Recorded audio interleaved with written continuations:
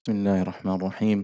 الحمد لله رب العالمين، والصلاة والسلام على أشرف الأنبياء والمرسلين نبينا محمد صلى الله عليه وآله وصحبه أجمعين. أما بعد، السلام عليكم ورحمة الله وبركاته. Alhamdulillah Rabbil Alameen. We praise Allah subhanahu wa ta'ala that He has gathered us here again in His house. Alhamdulillah Rabbil Alameen.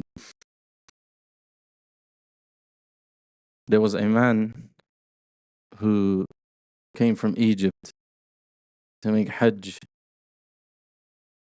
And when he was in Mecca, he saw a people sitting and he asked them, Man al-Qawm, who are the people? Where are you from? And they said, we are Quraysh. This is Quraysh after Islam, not before Islam. And he said, who is the Shaykh amongst you? And they said, Abdullah ibn Umar. So he came to him and he said, I'm going to ask you some questions, so answer them please.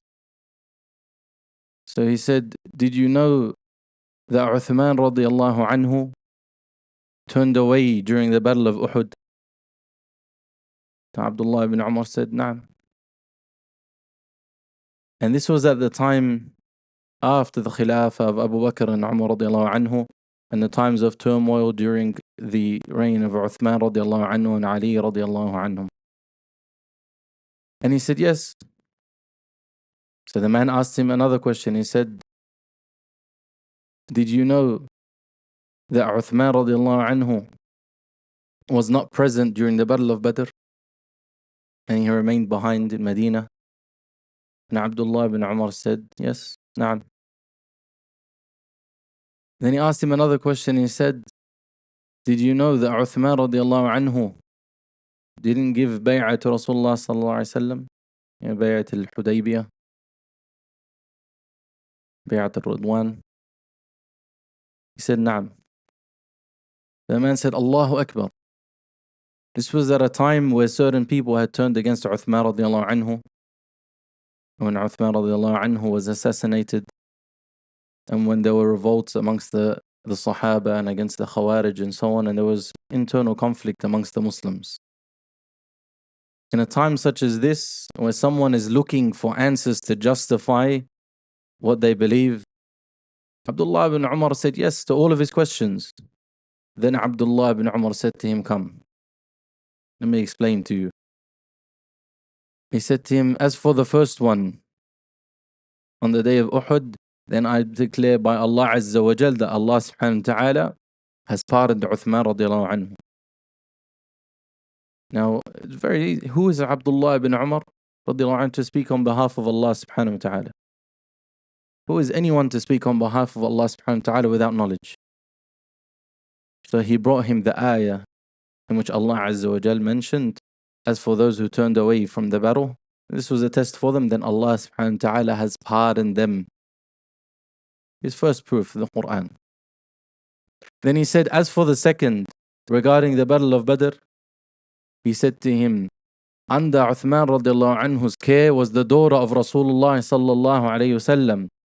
And Rasulullah sallallahu alayhi wasallam told him that for you, O Uthman, is the same as one of the people that is in Badr, and from the war bounty as well. Asaham, you have a portion as well. But he was told to nurse her and that he would receive the same reward. It was not that he turned away because he did not want to be there. And as for the third, he said to him, as for the bay'ah, he said Uthman radiallahu anhu was sent already by Rasulullah sallallahu alaihi wasallam as his emissary to Mecca. And while he was there, this bay'ah took place outside of Mecca, and Rasulullah sallallahu alayhi wasallam brought his hand and said, this is for Uthman. And he put his hands together and shook on behalf of Uthman. And by Allah, that is better than any bay'ah of anyone else, because there are two hands of Rasulullah sallallahu alayhi wasallam, and they are better than the hands of anyone that has walked this earth. Sallallahu alayhi wasallam.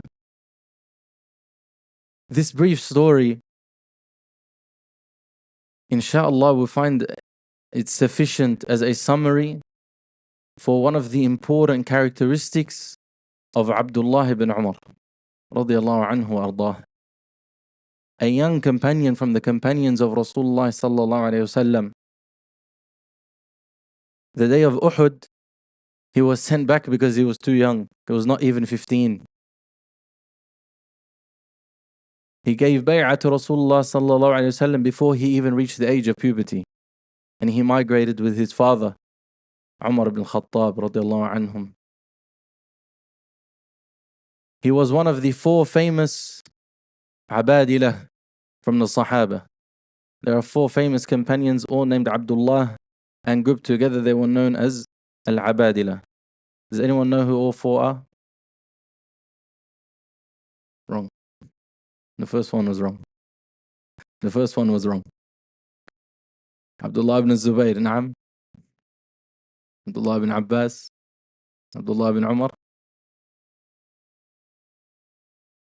Who's he missing? Anyone? Not Abdullah ibn Mas'ud. Na'am.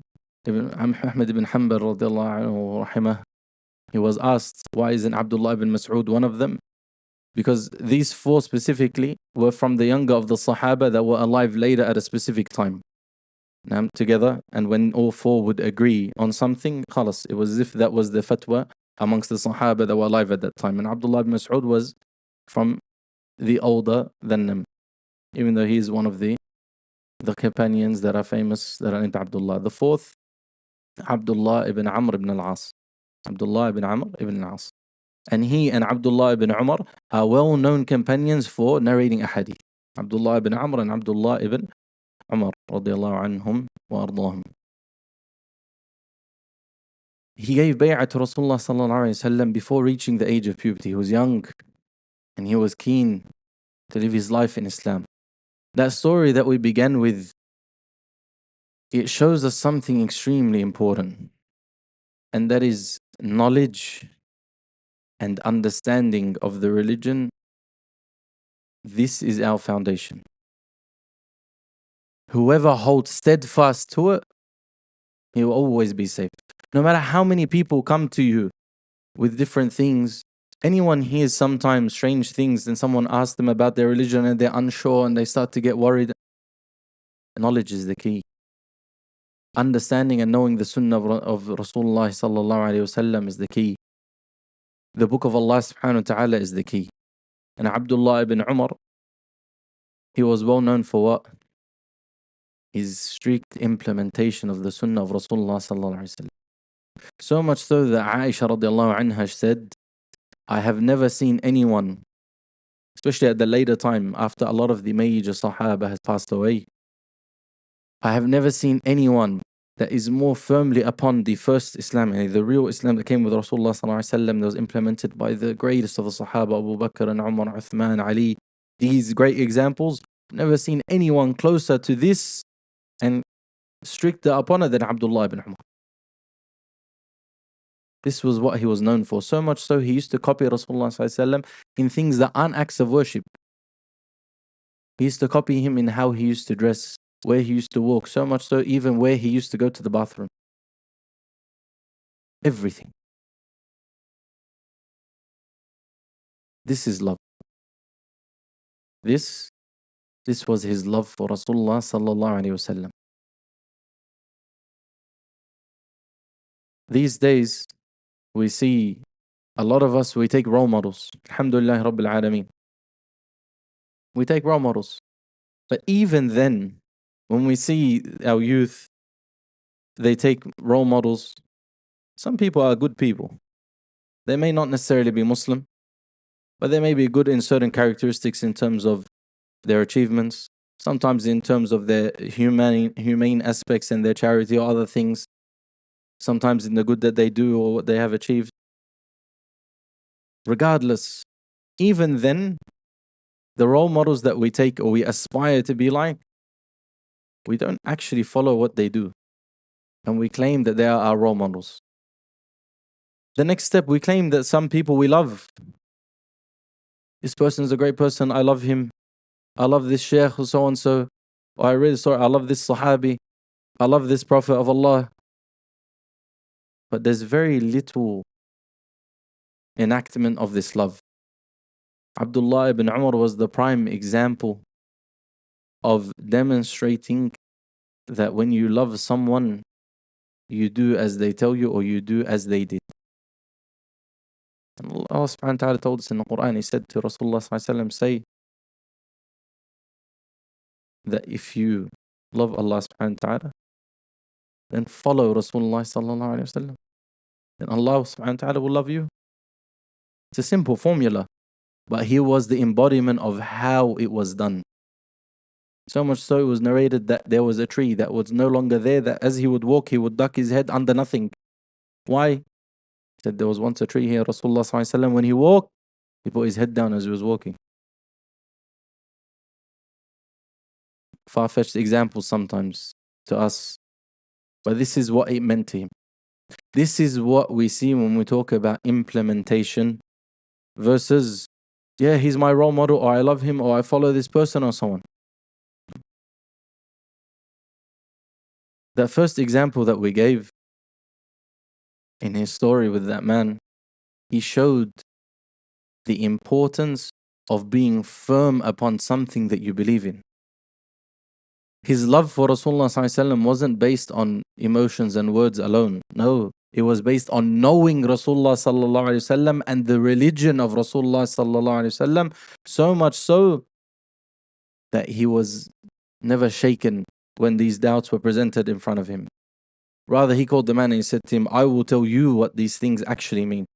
The man thought, I asked 3 questions, he answered them, Allah Akbar, we must be right, Uthman, so on. No. He said, let me tell you what the truth is. This was his knowledge.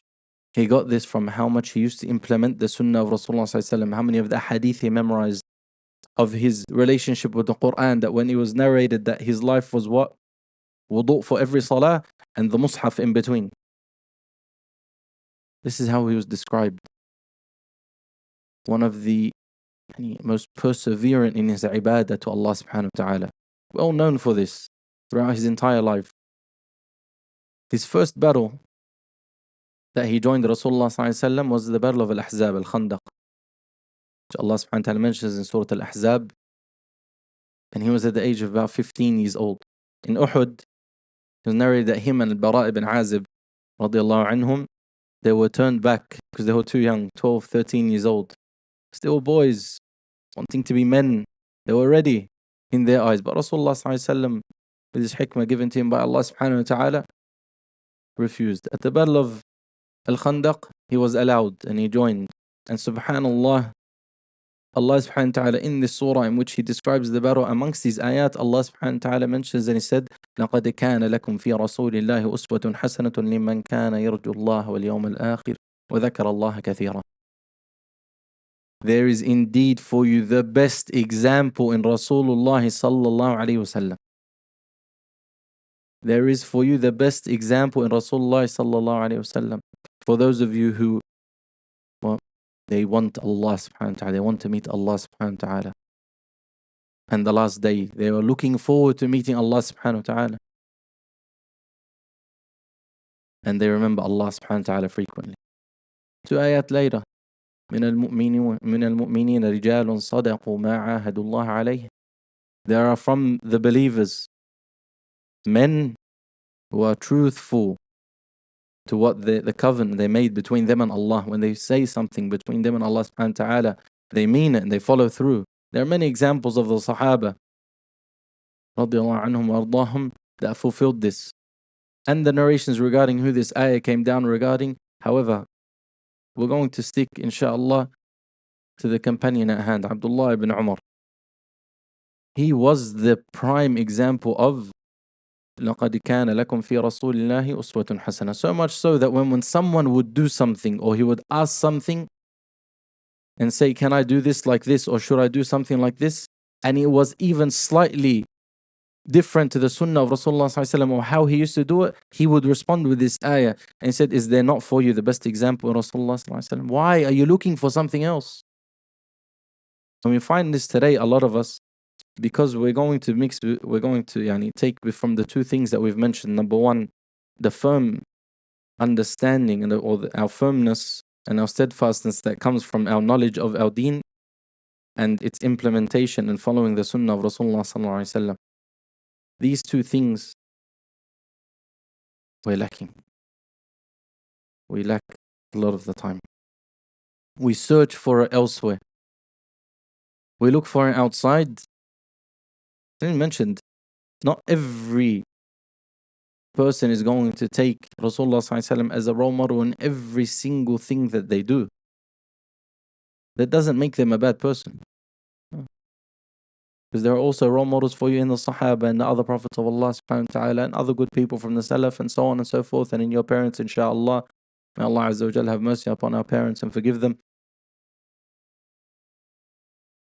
However, the one who places the highest of examples at the top of their list can never go wrong. And that's what Abdullah ibn Umar radiallahu anhu was known for. Some of the examples of this, it's mentioned that he was also one of the prime examples of the ayah, لَن تَنَالُوا الْبِرَّ حَتَّى تُنْفِقُوا مِمَّا تُحِبُّونَ. You will not achieve righteousness until you give from that which you love. Again, this is an ayah, and this is what, subhanAllah, and the more we speak about it, and the more we reflect, inshaAllah, the more we understand it, and we see what it is that we are lacking, what we need to do. The ayah is telling us that we will not truly achieve righteousness. لَن تَنَالُوا الْبِرَّ حَتَّى. You will not until, yani you will when you reach this level, until you give from that which is most beloved to you. He was known for several things. In one narration, he had bought a horse or a riding beast, and in his heart, he felt love towards it. So he said, give it for the sake of Allah Azza wa Jal. There was a time he felt like eating fish. Stomach.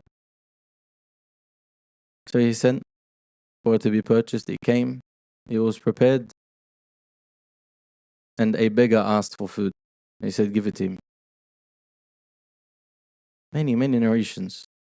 So much, even his Mawla, Nafi', one of the people who narrated the most from Abdullah ibn Umar and passed on his narrations of hadith, he was his servant. Someone came to buy Nafi' from Abdullah ibn Umar, and he offered him a large amount of money. And when he felt, and someone comes to you and says something that's important to you and says to you, I will give you this exorbitant amount of money for it. And he said, you know what, I'll do you one better. Free him for the sake of Allah subhanahu wa ta'ala. Constantly reminding himself of the implementation of this ayah. He's the walking example of us understanding that our deen is about having principles that we abide by at all times. When a man has principles, when a woman has principles that they stand by, things that they truly believe in their heart, they're like this. Nothing can move them. Nothing can move them. And Allah subhanahu wa ta'ala gave this example in Surah Ibrahim, the example of the two different trees. The one that is firmly in the earth, and so its trunk reaches all the way into the sky. And the other one, it's a parable that explains the same thing. The one that is always based upon something that is righteous, and this is of course his principles are what? The principles of Islam, the principles of Rasulullah sallallahu alaihi wasallam, the understanding of the Sunnah of Rasulullah sallallahu alaihi wasallam, and following him as his role model. As a result, he was firm. His son, Salim ibn Abdullah ibn Umar radiallahu anhum, he was called, while Abdullah ibn Umar was alive, and someone was brought forward to Al-Hajjaj ibn Yusuf al-Thaqafi to be executed. And so he was given to Salim ibn Abdullah to execute him. And so he asked the man, he said to him, did you pray Fajr? He said, yes. So he said, Al-Hajjaj, he goes, I cannot kill this man. Because he's in the protection of Allah subhanahu wa ta'ala. What do you mean? And the person has been brought forward for execution and he refused.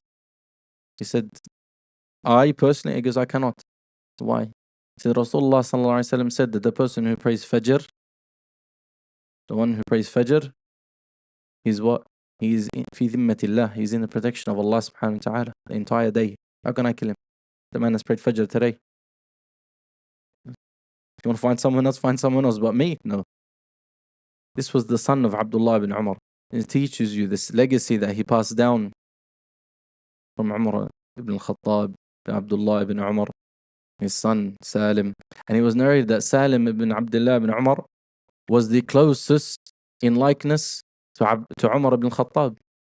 Because Abdullah was the closest in likeness, both in look and in his personality, to his father, in terms of his following of the Sunnah, to his father, Umar ibn al-Khattab. And Salim was the same. He was the closest in look to his father, Abdullah ibn Umar. See this legacy that he passed down, that understanding a hadith, one ayah, and implementing it truly, this is my principle, I stand by it. Rasulullah ﷺ said that a person who prays Fajr is in the protection of Allah. It's that simple sometimes. But we need to refresh our look upon this religion in terms of when we take something, we ask ourselves, what am I doing with it? Abdullah ibn Umar, his narrations of hadith are many. In the top 4, him and Abdullah ibn Amr, of the most narrated ahadith, especially the ahadith that are sahih, they come from him. Except the difference is he was the most in terms of implementing what he knew. This implementation and sticking steadfast to what you hold dear and what you know is the most important thing, inshallah, that I think we can take from some of these stories. It's not enough to know. It's easy to know. Alhamdulillah, how many of us have memorized from the Quran and how many of us have memorized from a hadith or sat and listened? How many of us go to Salat al-Jumu'ah every week? It's not about the Salah. It's not about the khutbah. That's the ibadah in itself. It's about what happens when we leave the masjid. Between Friday to Friday, what did we take from that Friday that changed our lives from one Friday to the next? What did we take from the hadith that we implemented? That's why some of the Salaf, they would say, or I believe it was Abdullah, it was Ahmad ibn Hanbal radiallahu anhu wa ardah wa rahimah. There's not one hadith that he memorized except that he implemented it even once in his life. Because you do not want to be from those who know and don't act. We do not wish to be from those who know and do not act upon what we know. Because what use is it to pile knowledge without action? This deen, this religion is a religion of action. If we learn something, we act. Rasulullah sallallahu alaihi wasallam told us many things regarding Salatul Jama'ah and praying in the masjid and praying in congregation, especially regarding Salat al-Isha and Salat al-Fajr, that the heaviest two salawat are what? Salat al-Fajr and Salat al-Isha, especially upon the hypocrites. It's the hardest for them, late at night, early in the morning, dark, etc. Abdullah bin Umar, if he missed Salatul Isha in Jama'ah, he would pray the entire night. If he missed Salatul Isha in Jama'ah in the masjid, he would pray the entire night. Again, it's one thing to hear, it's another thing to understand and act. It's another thing to understand and to act upon that which we learn. No one's saying that we have to pray the entire night. This was Abdullah ibn Umar. But if we ask ourselves and we say that we want to be with them, with the Sahaba, and we want to be with Rasulullah sallallahu alaihi wasallam in the highest levels of paradise, then we need to question what we are putting forth. And we ask Allah Azza wa Jal to gather us with them and with the Anbiya and the shuhada and siddiqeen in the highest levels of paradise. Ameen.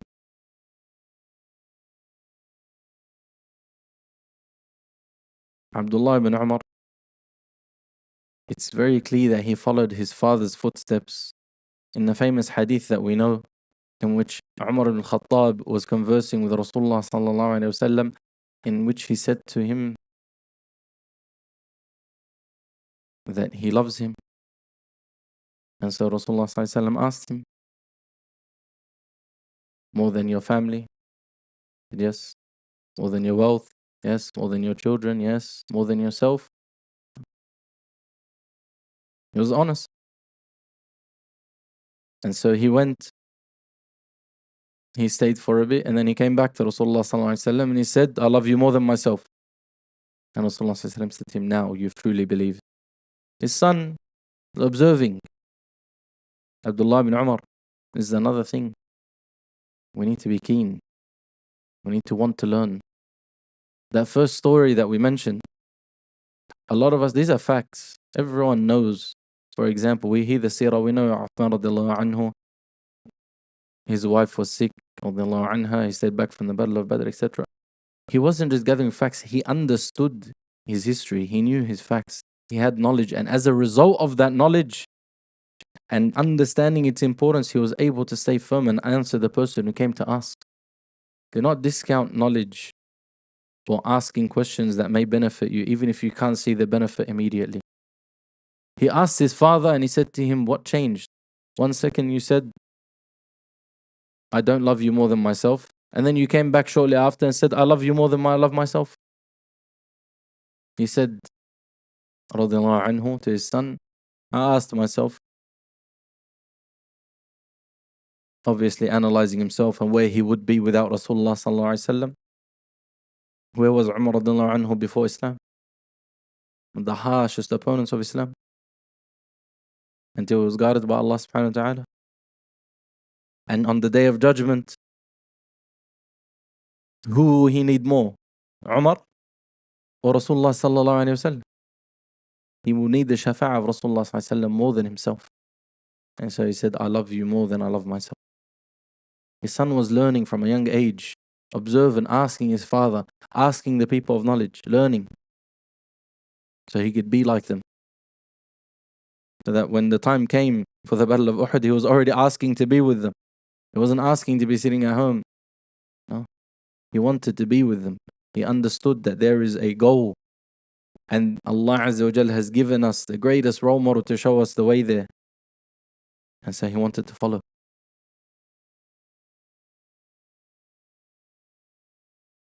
Abdullah bin Umar radiallahu anhu was once sitting, and I'll end with this inshaAllah. He was sitting with a few of the companions and the tabi'een.